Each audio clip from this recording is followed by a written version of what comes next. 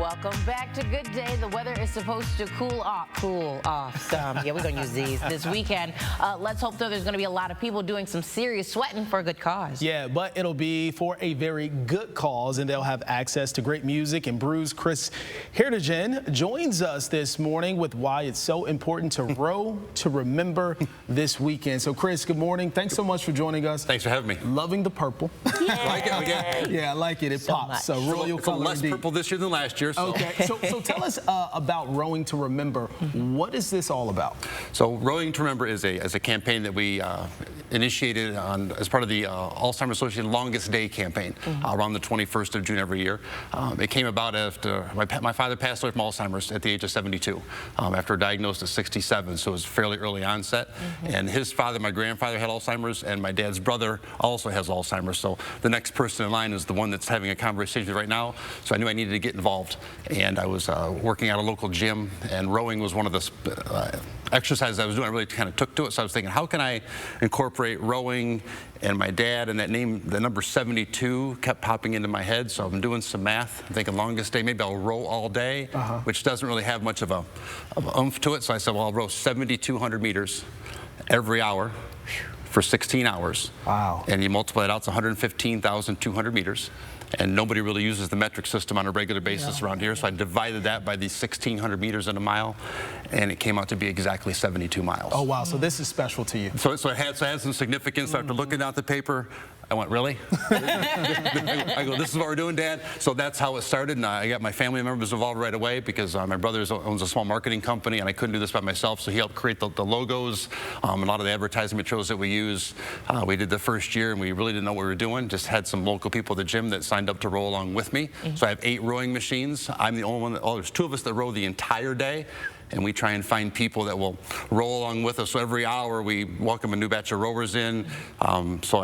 First year we raised like $17,000, not really know what we're doing. Wow. But it's kind of lit a spark that we were onto something, so we just kept doing it and kept doing it, and we've expanded it to incorporate a few more activities so people don't just have to row to participate. So.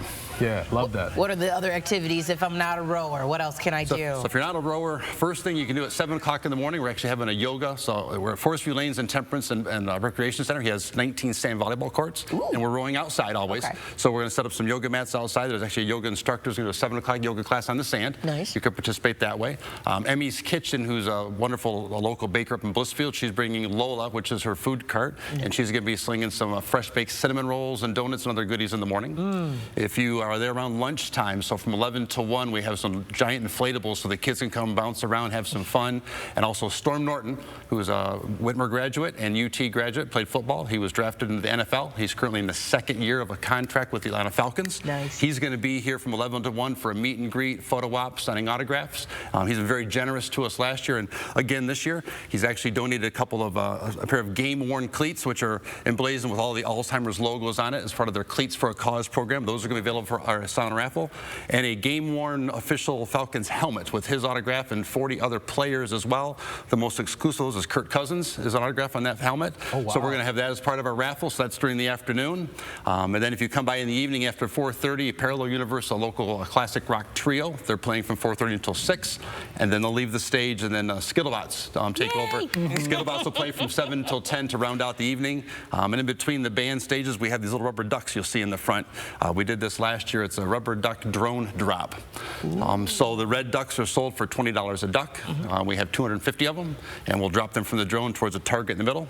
The closest to the middle is a $1,000 winner. Nice. The next closest is $500, and because the furthest away gets $250.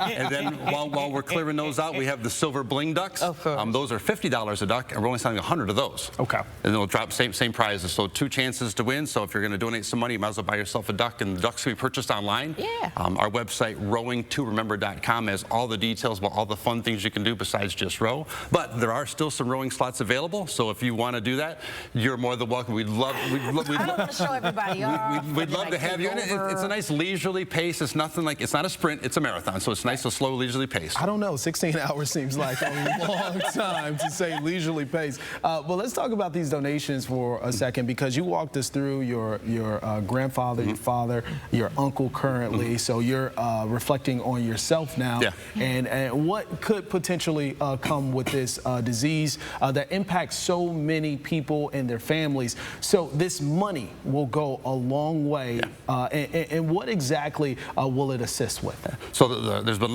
lots of great strides recently, like the last 5 or 10 years with Alzheimer's research. And the money that we raise goes to 2 pieces. One, it goes to continue to fund research to try and find a cure or find ways to prevent it, or at least slow the onset significantly. The other portion of the funds goes for all the local programs that the local chapters do to facilitate, to help people. There's therapy groups, support groups, there's educational materials. All those are delivered free to the members of the community. So this money helps keep those things free, so anybody can receive those services, be beneficial of those services, and realize those things and help themselves out. At the end of the day, because you've only been doing this for 2 seconds, 6 years, how does it feel to really keep going? And clearly it keeps growing and growing and growing. Honestly, it's humbling. It's very humbling to see the kind of support that the community has come out and give it. My committee is wonderful, helping put this event together. There's no other words to say it. It's moving, it's touching. To your point, I've often said, if I'm the last one that's diagnosed with Alzheimer's, then this will be complete. If my nieces or my nephews don't contract it within our family, but if I'm the last one that gets it, I'd be happy that we did some good work for people over the next 10, 15 years. Yeah, and I'm pretty sure it's good as well just to build community, have other people to talk to about dealing with this, how to process it, how to cope with your family member losing their memory like this, because I can only imagine it's really hard. Yeah, it is. And part of the rowing thing that's fun is some people show up to row, and we've had some individuals, they'll sit there and say, how do I do this? We teach them how. They pull the cord once, and then they stop.